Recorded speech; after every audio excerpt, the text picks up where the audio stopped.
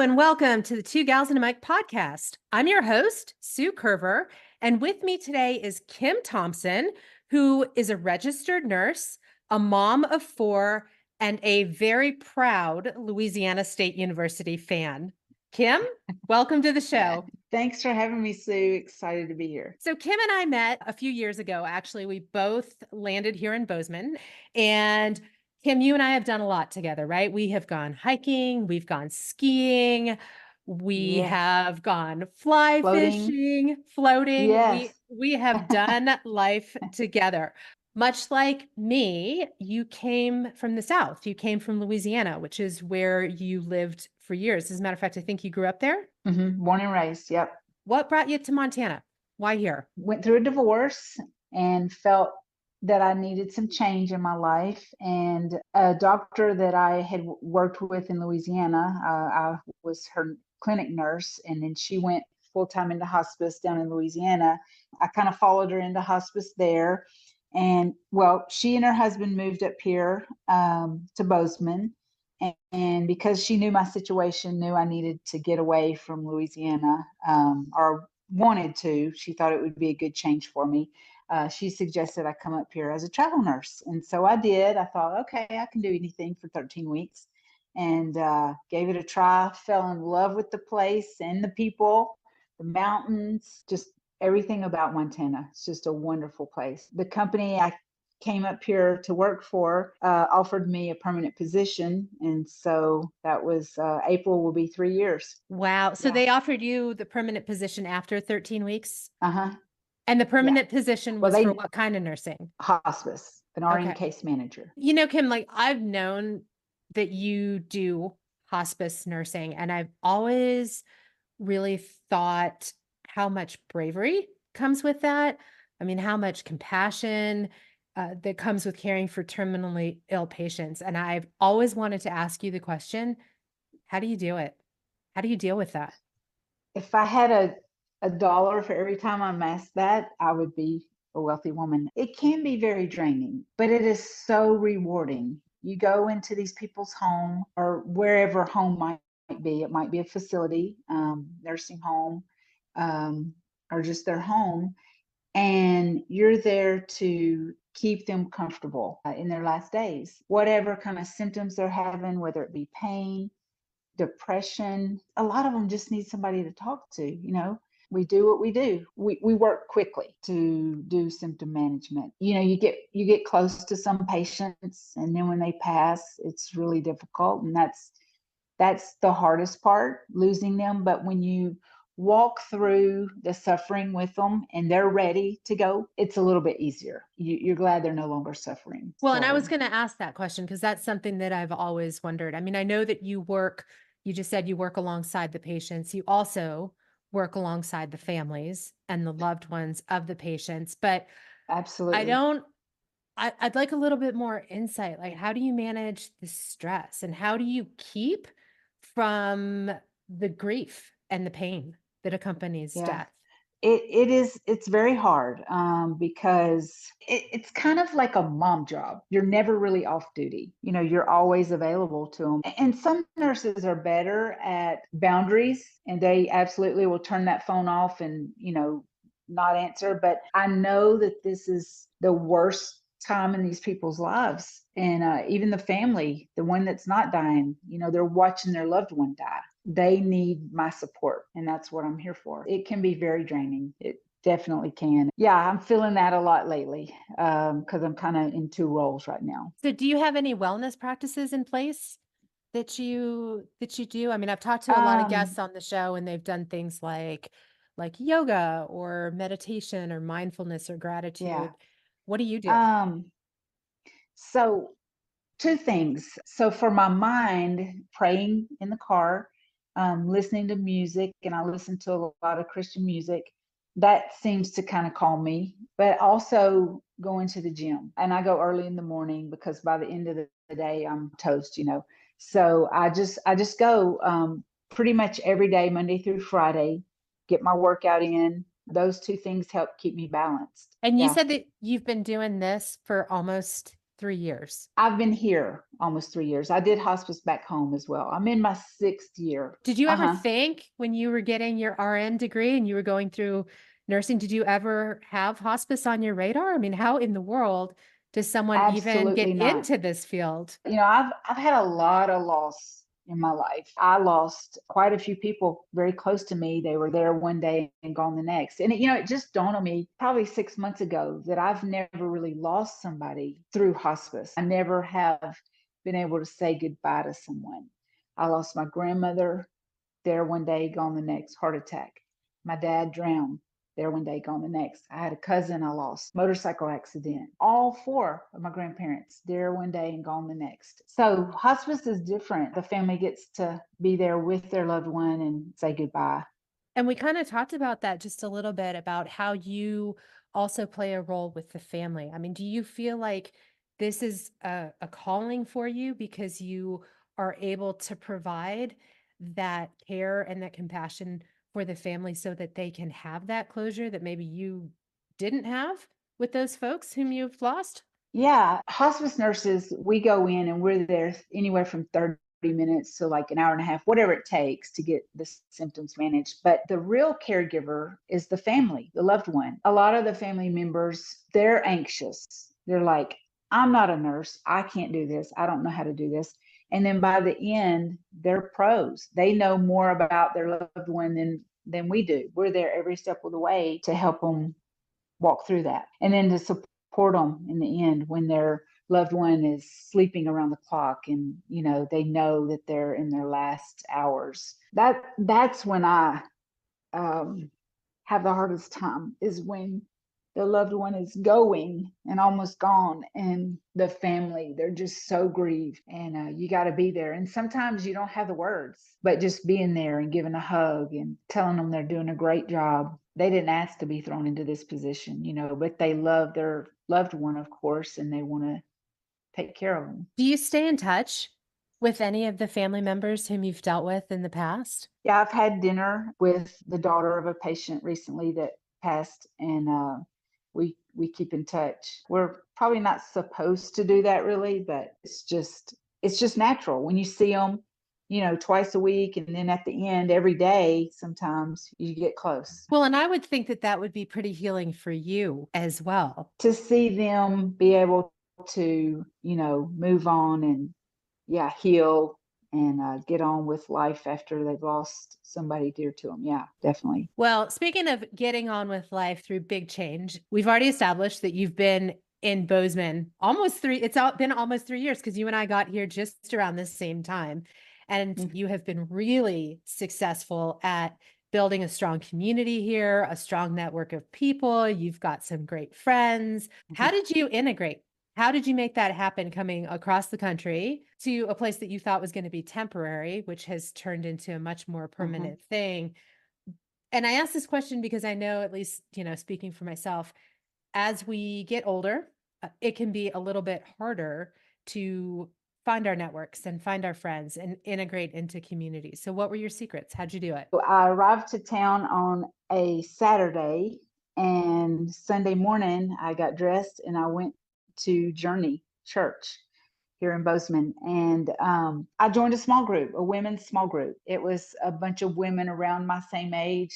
Most were divorced or widowed. Maybe one or two were married. Just jumped right in, got to know these ladies. We did Bible study, but then we also, went to dinner. We got together and played games, all kinds of different activities. It just grew from there. I talked to a guest recently and we talked a lot about alignment and like when you're in alignment with purpose and with where you're supposed to be and doing what you're supposed to be doing, there's this just quiet knowingness where everything Hmm. starts to fall into place.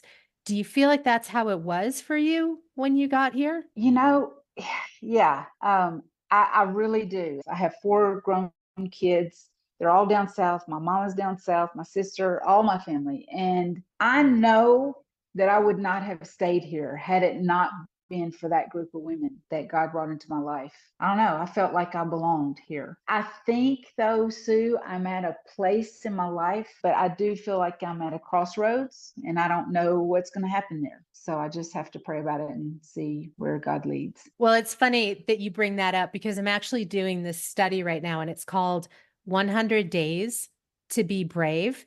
It's a fantastic study. It's just, a little reading every day, a little journal prompt every day, really to get you thinking about what it means to be brave. But the author talks a lot about connecting with your passions and Mhm. doing those things that you haven't had the courage to do yet. So you're talking about being at a crossroads, you're talking about potential change. What are some of those things for you? Some of those things that you haven't had the courage to do yet, but maybe you'd like to explore? So I've always been interested in missions. I've always been interested in medical missions, and I'm open to that. Travel, but I'm thinking more abroad. But it's scary, but that's something I would love to be involved with. Kim, you're talking about this, and I had these aha moments. When I lived and worked in Ethiopia as a Peace Corps volunteer, I worked a lot with Doctors Without Borders, and they did a lot of really great work. And then the other thing that came to mind as you were talking about that, and I don't know if you've heard of this, is Mercy Ships. And Yes. they do fantastic work. So what would it take for you to push those boundaries a little bit? I don't know. I maybe I should look more into that. And I actually did. I saw an advertisement about Mercy Ships, but as far as getting me to actually do that, I don't know. I don't know what's holding me back. Fear, probably. I wouldn't have a home, even though I'm in an apartment here. It doesn't feel like a home because it's not a house, but it's home. And if I do something like that, that's kind of out of my comfort zone a little bit. But I'm willing. If I can I, just point out the obvious that you came from Louisiana to Montana and you didn't have a home. no. Was there no fear associated with that transition? Well, a little bit, traveling that far, single woman, driving that far alone. I guess I haven't found the right opportunity. It's just scary though. I got to be brave, don't I? Well, yeah, and I think a lot about that. I think a lot about what it takes to be brave and what it takes to say yes to that next right thing, what it takes to be strong in your intuition and your knowingness Hmm. and knowing what to do. And that's such an individual decision for everybody. I mean, we can have conversations and collect data points and ask, a million different people what they think. But in the end, it's our journey and our choices. Hmm. So, um, Right. I mean, speaking of traveling, you do travel. You have traveled a lot for work. You've traveled a lot even since you've been in Montana. How do you balance? Like, how do you balance life with things like dating? I mean, how do you create space and time for the desires of your heart with the continued progression of your career? I had been single since 2017 and had not dated until I moved up here in 21. It's been challenging. It really has. You meet a lot of nice people, you meet some not so nice people. Thankfully, I haven't met a lot that weren't nice, but just haven't met the right person. I thought maybe I would meet the person that God had for me and I, might get married and settle down here. And who knows? Like I said earlier, I'm at a crossroads and I don't know what God has for me. I know He does have a plan for me. He's got somebody out there for me. We just haven't found each other yet. As far as staying balanced, it's been really challenging lately because I'm worn out. And when I don't have my head in a computer charting, sometimes I just want to just do nothing. And let's Just let's talk about that for just a minute because I've talked with other nurses. I had another nurse on the show who was an ICU nurse and mhm. she was in that role during COVID. I mean, nurses go through a lot. And what you've already talked about as far as your experience and the amount of yourself and your love and your compassion that you have to give on a daily basis. I would think that burnout is a very real thing. It is. Like, how do you walk through that? I think sometimes nurses just, well, I know nurses just have to change what they're doing. get a different, different role. Some people step away from nursing for a while and just do something totally different, or even just a different type of nursing. There's so many different jobs with nursing. There's a lot of remote jobs now. So yeah, you just have to make a change. It's a very real thing with burnout with nurses in every role, every kind of nursing. Here we are, just a few days away from bringing in a new year, Hmm. 2024. Everybody sets their intentions, they set their resolutions. You've been talking about change, been talking about being at a crossroads. Do you have any intentions that you want to set for this next trip around the sun? Yeah, I want to be more intentional in my relationships as far as talking to my loved ones on a regular basis. Sometimes you're so tired, it's easier to send a text. But my daughters and I have Zoomed. I want to start that back up, and then more consistent in the Word of God, because I think that's how you grow spiritually. And of course, clean up my diet some more. But I feel like you do really well with your clean eating and your nutrition and your exercise. Yeah, I'm pretty good with it. Yeah, but there's always room for improvement, right? So that's tracking towards having it all. A lot of times, I think as women, we get told that we can't have it all. So when you think about family and career and a relationship and balance and communication, what do you think? Do you think it's possible to have it all? I do. Yeah, Yeah, absolutely. Yeah. I mean, it's a lot of work, but it's worth it. Anything worth having is a lot of work. I totally agree with that. Okay, Kim, well, one last question. Any wisdom that you might give to our listeners who might be in the place of dealing with loss or the potential loss of a loved one? We're here on this earth for a season. We're all going to die one day. That doesn't make it any easier. I think, no matter how you lose someone, it's difficult because it's hard to watch a loved one suffer, but it's also very difficult to have someone that's there one day and gone the next, and you didn't get to say goodbye. I get my strength from the losses that I've had and from walking through all this with people who lose loved ones, just because I have hope of where I'm going to be, where my loved ones are. And I hope a lot of the patients I take care of, and I get to have some conversations with them about the afterlife, that gives me a lot of comfort, knowing that I'm going to see my dad again one day. But, I know there's a whole lot of people that don't believe that way, but they just have to get strength from the memories they have of their loved ones, and the time that they had here on this earth. I just know that where I get my strength is from God, and from knowing that I will spend eternity with him and with my loved ones that have passed before me. And that's the thing, right? We don't ever know when the inevitable is going to happen. I think sometimes, Right. like in your line of work, you deal with people who are transitioning and they do have some time, but much like you, my dad was very quick. He had a heart attack. He was here one day, he was gone the next. My mom Hmm. was longer.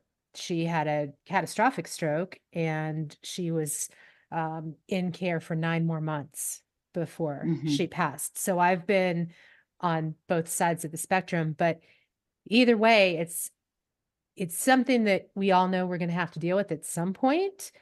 So you just got to make the best of the time that you have here on earth. Yep. Can I share one other thing? A lot of times we see with families broken relationships, and that is so hard for me. We're all human. We all have things that rub us the wrong way about maybe our one of our family members, but life is so precious. You have to work through all of that. But I see people die alone, because they've alienated themselves from their loved ones. It hurts so much to see that. And I just think that we need to forgive one another. Life is all about hurts, but it's also about forgiving and moving on and getting past that and showing love, because life is so short. We never know when we're going to be gone. Just forgive and love one another and be there for each other, you know? Yeah, you're so right. And I love what you just said about life being really short and just not knowing what's going to happen, and that goes back to what we said earlier in the podcast about leaning into purpose and really figuring out what your next yes is and the next right thing. Thanks for that, Kim. And thank you so much for sharing your heart with us. I just have always been so impressed with your kindness and the compassion that you have, not only for the patients that you work with, but also for their families and their loved ones as they navigate through the most difficult thing that we know we are all going to have to face. I'm excited to see where 2024 takes you, and I really wish you the absolute best as you continue to pursue your God-given dreams. And listeners, thank you so much for tuning in and for joining us on today's podcast. Be sure to like the show and subscribe so that you don't miss any of these extraordinary conversations. I'll be back next Friday with another amazing story. So have a great week, and I'll see you then.